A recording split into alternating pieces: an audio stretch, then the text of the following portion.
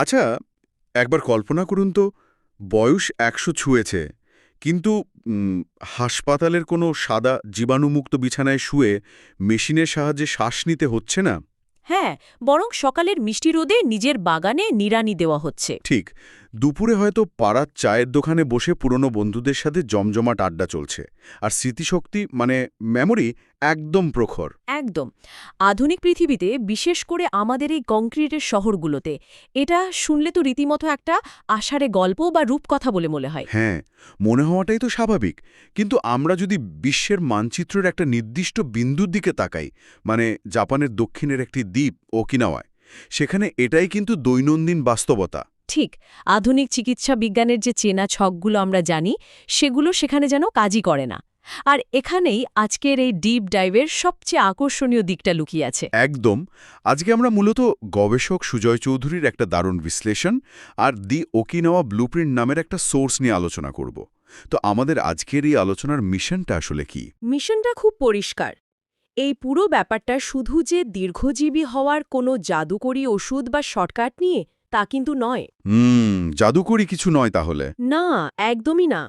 বরং ওকিনাওয়ার এই যে জীবনযাপন, এটা হলো আধুনিক জীবনের ত্রুটিগুলোর দিকে তাক করা একটা বিশাল আয়না।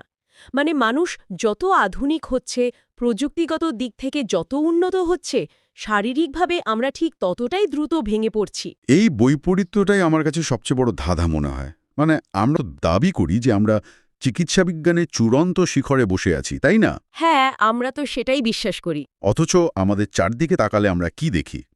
৩০ বা ৪০ পেরোতেই মানুষের শরীরে বাসা বাঁধছে ডায়াবেটিস, উচ্চ রক্তচাপ, হার্টের সমস্যা। আর তার সাথে দোসর হিসেবে আছে ক্রনিক ক্লান্তি আর ডিপ্রেশন। ঠিক বলেছেন।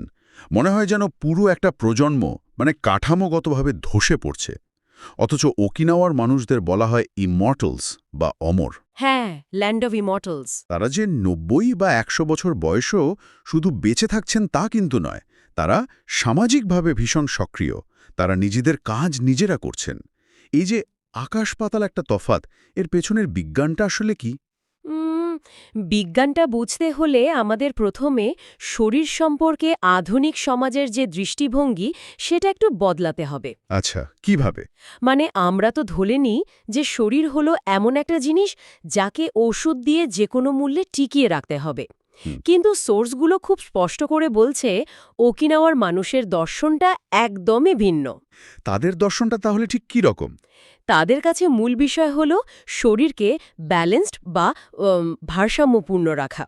আধুনিক জীবন মানুষকে একটা নিরবিচ্ছিন্ন ইঁদুর দৌড়ে ফেলে দিয়েছে, মানে সবসময় একটা তাড়া। হ্যাঁ, সবসময় একটা প্রতিযোগিতার চাপ। ঠিক তাই।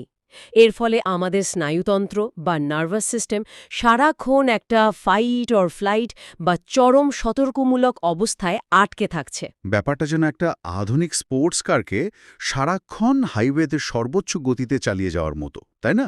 একদম পারফেক্ট উপমা। মানে একটা ইঞ্জিনকে যদি সবসময় তার রেড লাইনে রেখে দেওয়া হয়, তবে সেটা খুব দ্রুত গরম হয়ে যাবে আর যন্ত্রাংশগুলো বিকল হতে শুরু করবে। স্বাভাবিকভাবেই। কিন্তু শুধু গতিই তো সমস্যার একমাত্র কারণ হতে পারে না। আমরা কি ইঞ্জিনে ভুল জ্বালানিও দিচ্ছি না? আমি সোর্সগুলোতে ওকিনাওয়ার মানুষের খাদ্যাভ্যাস নিয়ে একটা অদ্ভুত বিষয় পড়ছিলাম। ওই হারাহাচি বুর কথা বলছেন তো? হ্যাঁ, হারাহাচিবু, মানে পেট ৮০ ভাগ ভরলেই নাকি খাওয়া থামিয়ে দিতে হবে। সত্যি বলতে, এটা পড়ার পর আমার মনে হয়েছে এটা বিজ্ঞান বা চিকিৎসাবিদ্যার চেয়ে অনেক বেশি একটা প্রবাদ বা নীতিবাক্যের মতো শোনাচ্ছে। হ্যাঁ, শুনতে ওরকমই লাগে প্রথমে। মানে এর মধ্যে জীববিজ্ঞানের কি সম্পর্ক থাকতে পারে? আপাত দৃষ্টিতে এটাকে একটা সাধারণ প্রবাদ মনে হলেও আধুনিক চিকিৎসা বিজ্ঞানের চোখে এটি কিন্তু একটি দুর্দান্ত কৌশল। একে আমরা ক্যালোরি রেস্ট্রিকশন বা মেটাবলিক ম্যানেজমেন্ট বলতে পারি। মেটাবলিক ম্যানেজমেন্ট ব্যাপারটা একটু খুলে বলবেন। অবশ্যই। ধরুন, পরিপাক বা হজম প্রক্রিয়া কিন্তু শরীরের জন্য অত্যন্ত পরিশ্রমের একটা কাজ। বিষয়টা একটু ভেঙে বলি। একটা ফায়ারপ্লেস বা চুল্লিতে যখন কাঠ পোড়ানো হয়, তখন কি হয়? হুম আম, কাঠ পড়লে তাপ আর শক্তি উৎপন্ন হয়। হ্যাঁ, কিন্তু শুধু কি শক্তি? সাথে কিছু ছাই আর ধোঁয়াও তো তৈরি হয়, তাই না? হ্যাঁ, তা তো হয়, বাই প্রোডাক্ট হিসেবে। ঠিক। আমাদের পাকস্থলিতেও যখন খাবার হজম হয়, তখন শক্তির পাশাপাশি কিছু উপজাত বা বাই প্রোডাক্ট তৈরি হয়। এগুলোকে জীববিজ্ঞানের ভাষায় বলা হয় ফ্রি র্যাডিক্যালস। আর এই পুরো প্রক্রিয়াটাকে বলে অক্সিডেটিভ স্ট্রেস। ও আচ্ছা, তার মানে ওই ফায়ারপ্লেসের ছাই আর ধোঁয়াটাই হচ্ছে ফ্রি র্যাডিক্যালস। একদম ঠিক ধরেছেন। আর আমরা যত বেশি খাবো তত বেশি কাঠ পোড়ানোর মতো ব্যাপার ঘটবে, ফলে তত বেশি ছাই তৈরি হবে শরীরের ভেতর। ঠিক তাই। আর এই অতিরিক্ত ছাই বা ফ্রি র্যাডিক্যালসগুলোই আমাদের শরীরের কোষগুলোকে ভেতর থেকে ড্যামেজ করে, মানে কোষের বয়স বাড়িয়ে দেয়। তাহলে হারা হাচিবু মেনে চলার অর্থ হল চুল্লিতে পরিমিত কাঠ দেওয়া, তো ভরার পর তারা খাওয়া থামিয়ে দেয়। যার কারণে তাদের শরীরে এই মেটাবলিক স্ট্রেস বা অক্সিডেটিভ ড্যামেজটা অনেক কম হয়। হ্যাঁ, কোষগুলো ওই অতিরিক্ত কাজ করার চাপ থেকে মুক্তি পায়, ফলে তারা দীর্ঘকাল সুস্থ থাকে। এই বিষয়টা আধুনিক কনজিউমার কালচার বা ভোগবাদী সংস্কৃতির সাথে মেলালে কিন্তু একটা অদ্ভুত চিত্র ফুটে ওঠে। কিরকম?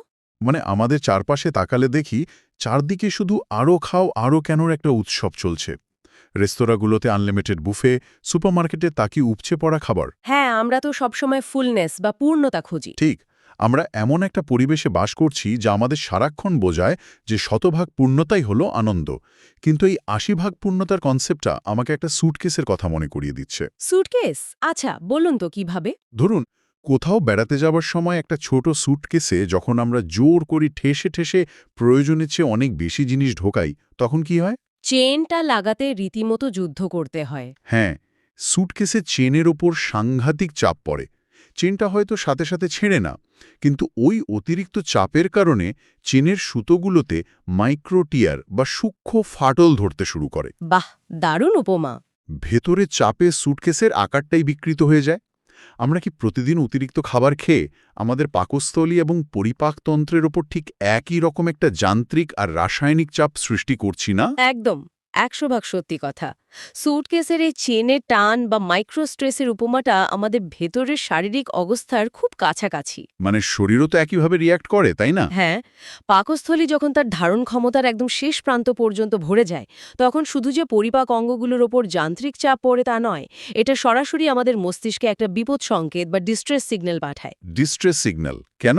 কারণ পাকস্থলীর দেয়াল অতিরিক্ত প্রসারিত হলে শরীর মনে করে তাকে একটা অস্বাভাবিক অবস্থার মোকাবেলা করতে হবে। তখন শরীর ওই সার্ভাইভাল বা টিকে থাকার মোডে চলে যায় আর ইনফ্লামেশন বা প্রদাহ তৈরি করতে শুরু করে। মাই গুডনেস, তার মানে আমরা খাবার খেয়ে উল্টো শরীরকে বিপদে ফেলছি। হ্যাঁ, কিন্তু ওকিনাওয়ার মানুষ যখন ৮০ ভাগে থেমে যায়, তখন ওই স্যুটকেসের চেনটা রিল্যাক্সড বা শিথিল থাকে। মস্তিষ্ক একটা সিগন্যাল পায় যে সবকিছু নিরাপদ, কোনো অতিরিক্ত চাপ নেওয়ার প্রয়োজন নেই। আচ্ছা, বুঝলাম যে পরিপাকতন্ত্রকে শান্ত রাখার মাধ্যমে তারা তাদের শরীরকে সুরক্ষিত রাখছে। কিন্তু এখানে আমার একটা খটকা লাগছে। কি রকম খটকা? মানে শুধুমাত্র পেট একটু খালি রাখলেই কি একজন মানুষ ১০০ বছর সুস্থভাবে বাঁচার গ্যারান্টি পেয়ে যায়? একটা শরীর তো শুধু খাবার হজম করার যন্ত্র নয়, সেটা তার চারপাশের পরিবেশের সাথেও গভীরভাবে যুক্ত। একদম সঠিক পয়েন্ট। যদি পাকস্থলী মস্তিষ্ককে সব ঠিক আছে সিগন্যাল দেয়, তাহলে মস্তিষ্ক নিশ্চয়ই বাইরের পৃথিবী থেকেও কোনো সিগন্যাল খুঁজছে। সোর্সগুলো ঘাঁটতে গিয়ে আমি দেখলাম ওকিনাওয়ার এই দীর্ঘজীবনের রহস্যের একটা বিশাল অংশ জুড়ে আছে তাদের সমাজ ব্যবস্থা। হ্যাঁ, এবং এই জায়গাটিতেই আধুনিক চিকিৎসা বিজ্ঞান সবচেয়ে বড় ধাক্কাটা খায়। কেন? কারণ আমরা সবসময় ফিজিক্যাল ডায়েট বা খাবারের ডায়েট নিয়ে মেতে থাকি, কিন্তু সোশ্যাল ডায়েট বা সামাজিক পুষ্টির বিষয়টা পুরোপুরি এড়িয়ে যায়। দ্য ওকিনাওয়া ব্লুপ্রিন্টে খুব জোরালোভাবে মোয়াই নামক একটি ধারণার কথা বলা হয়েছে। মোয়াই জিনিসটা আসলে কি? মোয়াই হল ছোট, অত্যন্ত নিবিড় একটা সামাজিক গোষ্ঠী। মানে ধরুন ৫-৬ জনের একটা ছোট দল, যারা জীবনের একদম শুরু থেকে শেষ পর্যন্ত একে অপরের সাথে থাকে। আচ্ছা, মানে বেস্ট ফ্রেন্ডসদের একটা গ্রুপের মতো। শুধু ফ্রেন্ডশিপ ক্লাব নয়, এটি একটি ইমোশনাল এবং অনেক ক্ষেত্রে ফিনান্সিয়াল সেফটি নেট বা নিরাপত্তা বলয়। কিন্তু এই জায়গাটাতে তো একটা প্রশ্ন এসেই যায়। বলুন। আধুনিক যুগে তো আমরা সবাই একে অপরের সাথে যুক্ত। আমাদের সোশ্যাল মিডিয়ায় হাজার হাজার কানেকশন। সারাদিন আমরা হোয়াটসঅ্যাপ বা মেসেঞ্জারে কথা বলছি। হ্যাঁ, আমরা তো সবসময় স্ক্রিনেই থাকি। ঠিক, ভার্চুয়াল পৃথিবীতে আমরা কখনোই একা নই। তাহলে তো আমাদের প্রজন্মের সবচেয়ে বেশি সুস্থ আর সুখী হওয়ার কথা ছিল। কিন্তু বাস্তবতা হলো আমাদের মধ্যেই ডিপ্রেশন এবং মানসিক অবসাদের হার সবচেয়ে বেশি। এটাই তো ট্র্যাজেডি। যদি কানেক্টিভিটি বা মানুষের সাথে যুক্ত থাকাই সমাধান হয়, তবে আমাদের এই ভার্চুয়াল কানেক্টিভিটি কেন কাজ করছে না? কারণ আমাদের স্নায়ুতন্ত্র বা নার্ভাস সিস্টেম ভার্চুয়াল কানেক্টিভিটি আর বায়োলজিক্যাল কানেক্টিভিটির মধ্যে পার্থক্য করতে পারে। ওহ, মস্তিষ্ক বুঝতে পারে কোনটা আসল আর কোনটা নকল। হ্যাঁ, বিষয়টা পুরোপুরি নিউরোকেমিক্যাল। মানুষ যখন সামনাসামনি বসে আড্ডা দেয়, যখন সে জানে যে তার বিপদে অন্তত 5 জন মানুষ শারীরিকভাবে তার পাশে এসে দাঁড়াবে, তখন মস্তিষ্কে অক্সিটোসিন নামক একটি হরমোন নিঃসৃত হয়। আচ্ছা, আর এই অক্সিটোসিনের কাজটা কি? এই অক্সিটোসিন সরাসরি স্ট্রেস হরমোন কর্টিসলের মাত্রা কমিয়ে দেয়, শরীর রিল্যাক্সড হয়। অন্যদিকে আধুনিক জীবনের এই হাজার হাজার ভার্চুয়াল বন্ধু মস্তিষ্ককে সেই নিরাপত্তার বোধ দিতে পারে না। তার মানে একটা স্ক্রিনের সামনে বসে হাজারটা মানুষের ছবি দেখার সময় আমাদের স্নায়ুতন্ত্র আসলে জানে যে সে শারীরিকভাবে একা। একদম, মস্তিষ্ক জানে যে সে একটা আইসোলেটেড বা বিচ্ছিন্ন অবস্থায় আছে। বিষয়টা অনেকটা বন্য পরিবেশের মতো শোনাচ্ছে। মানে একটা প্রাণী একা হয়ে গেলে সে যেমন সবসময় একটা অদৃশ্য বিপদের আশঙ্কায় থাকে, আমাদের মস্তিষ্ক কি আধুনিক শহরে একা ঘরে বসে ঠিক সেই সার্ভাইভাল মোডেই চলে যায়? একদম ঠিক ধরেছেন। আপনি শুনলে অবাক হবেন, আধুনিক চিকিৎসা বিজ্ঞান বলছে এই দীর্ঘমেয়াদী একাকিত্ব বা লোনলিনেস প্রতিদিন 15টি সিগারেট খাওয়ার সমান ক্ষতিকর। Wait, what? হ্যাঁ, প্রতিদিন 15টা সিগারেট? শুধু একা থাকার কারণে? হ্যাঁ, কারণ একাকিত্ব মস্তিষ্ককে বোঝায় যে সে অসুরক্ষিত। তখন শরীর তার এনার্জি বা শক্তিকে দীর্ঘমেয়াদী কোষ মেরামতের কাজে না লাগিয়ে শর্ট টার্ম বা তাৎক্ষণিক বিপদের মোকাবেলার জন্য জমিয়ে রাখে। যার ফলে আমাদের ইমিউন সিস্টেম বা রোগ প্রতিরোধ ক্ষমতা ধসে পড়ে। ঠিক তাই। আর ওকিনাওয়ায় এই মুয়াই বা ছোট সামাজিক বন্ধনগুলো এক ধরনের অদৃশ্য বায়োলজিক্যাল শিল্ড বা জৈবিক ঢাল হিসেবে কাজ করে। সেখানে কেউ একা নয়, তাই তাদের মস্তিষ্ক সারাক্ষণ বিপদের আশঙ্কায় কর্টিসল রিলিজ করে না। পুরো বিষয়টা অদ্ভুতভাবে একে অপরের সাথে যুক্ত। আমরা যদি সোর্সগুলোর এই বিষয়গুলোকে এক সুতোয় গাঁথি, তাহলে আধুনিক জীবনের সাথে ওকিনাওয়ার দর্শনের একটা পরিষ্কার কিন্তু ভয়ঙ্কর বৈপরীত্য চোখে পড়ে। বৈপরীত্যটা কিন্তু সত্যি চিন্তার বিষয়। হ্যাঁ, মানে একদিকে আমাদের আধুনিক সমাজ, যেখানে আমরা প্রতিনিয়ত সর্বোচ্চ গতিতে ছুটছি, প্রয়োজনের চেয়ে বেশি কনজিউম করছি বা খাচ্ছি, আর হাজার মানুষের সাথে যুক্ত থেকেও শারীরিকভাবে চরম একা একটা জীবন কাটাচ্ছি। আর অন্যদিকে ওকিনাওয়া, ঠিক, যেখানে মানুষ ধীর গতিতে বাঁচছে, হারা হাচি বু মেনে পরিমিত খেয়ে পাকস্থলীকে শান্ত রাখছে, আর মোয়াইয়ের মাধ্যমে ছোট কিন্তু সত্যিকারের সামাজিক বন্ধন তৈরি করে স্নায়ুতন্ত্রকে সুরক্ষিত রাখছে। এবং সবচেয়ে গুরুত্বপূর্ণ বিষয় হল, এই জ্ঞানকে প্রয়োগ করার জন্য কাউকে তার আধুনিক জীবন ছেড়ে ওকিনাওয়া দ্বীপে গিয়ে চাষবাস শুরু করতে হবে না। হ্যাঁ, সেটা তো আর সম্ভবও না সবার পক্ষে। একদম, কিন্তু এই দর্শনটা আমাদের প্রতিদিনের অভ্যাসে খুব সহজেই যুক্ত করা সম্ভব।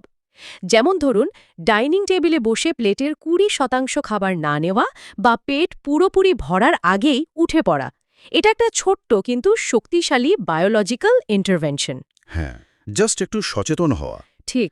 একইভাবে প্রতিদিন স্ক্রিনের পেছনে কাটানো কয়েকটা ঘন্টা কমিয়ে যদি আমরা আমাদের পরিবার, প্রতিবেশী বা কাছের 2-3 জন বন্ধুর সাথে একটা সত্যিকারের আড্ডার পরিবেশ তৈরি করি, তবে আমরা আমাদের নিজস্ব মোয়াই গড়ে তুলতে পারি। আর এই ছোট ছোট পরিবর্তনগুলোই হয়তো আমাদের ডিএনএর ওপর দীর্ঘমেয়াদী প্রভাব ফেলতে পারে। অবশ্যই পারে। এই আলোচনাটা আসলে আমাদের দৃষ্টিভঙ্গিটাকেই পাল্টে দেয়। মানে আমরা সবসময় ভাবি বার্ধক্য মানেই একটা মেশিনে ধীরে ধীরে অকেজো হয়ে যাওয়া, জং ধরে যাওয়া। কিন্তু হয়তো শরীর নামের এই অসাধারণ মেশিনটা এত তাড়াতাড়ি নষ্ট হওয়ার জন্য তৈরিই হয়নি। আমরা হয়তো তাকে ভুলভাবে ব্যবহার করছি। ঠিক তাই, আমরা হয়তো ম্যানুয়ালটাই পড়িনি। এই প্রসঙ্গেই সুজয় চৌধুরীর বিশ্লেষণ পড়ার পর আমার মনে একটা গভীর এবং বেশ অস্বস্তিকর প্রশ্নের জন্ম হয়েছে। আচ্ছা, সেটা কি? আমরা যদি আমাদের আধুনিক অর্থনীতির দিকে তাকাই, দেখব এর পুরো ভিত্তিটাই দাঁড়িয়ে আছে অনন্ত ভোগ বা কনজাম্পশনের ওপর। মানে আমাদের আরও বেশি কিনতে হবে, আরও বেশি খেতে হবে এবং আরও দ্রুত ছুটতে হবে। হ্যাঁ, পুরো সিস্টেমটাই তো সেভাবে ডিজাইন করা। কিন্তু ওকিনাওয়ার ডেটা অকাট্যভাবে প্রমাণ করে যে আমাদের শরীর ও মন আসলে জিনগতভাবে ডিজাইন করা হয়েছে অল্প খাবার, ধীর গতি এবং ছোট গোষ্ঠীর সাথে মিলেমিশে থাকার জন্য। তার মানে আমাদের বায়োলজির সাথে অর্থনীতির একটা ক্ল্যাশ হচ্ছে। হ্যাঁ, তাহলে প্রশ্ন হল, আমরা কি সচেতনভাবে এমন একটি আধুনিক সভ্যতা এবং নগর জীবন তৈরি করে ফেলেছি যা আক্ষরিক অর্থে আমাদের নিজস্ব জীববিজ্ঞানের সাথে, আমাদের বিবর্তনের সাথে প্রতিদিন যুদ্ধ করছে? একটি সভ্যতা যা তার নিজের জীববিজ্ঞানের সাথেই যুদ্ধে লিপ্ত। এই প্রশ্নটা সত্যি মাথার ভেতর একটা জোর ধাক্কা দেয় হ্যাঁ, ভাবাই বই কি। এবং আমাদের প্রাত্যহিক জীবনের ছোট ছোট অভ্যাসগুলোকে নতুন করে মাপতে বাধ্য করে। হয়তো সময় এসেছে আমাদের নিজস্ব ইঞ্জিনগুলোতে আমরা কি জ্বালানি দিচ্ছি এবং কিভাবে সেটা চালাচ্ছি তা নিয়ে নতুন করে ভাবার। এই চিন্তার খোরাক নিয়ে আজকের মতো আমরা আমাদের এই আলোচনা এখানেই শেষ করছি।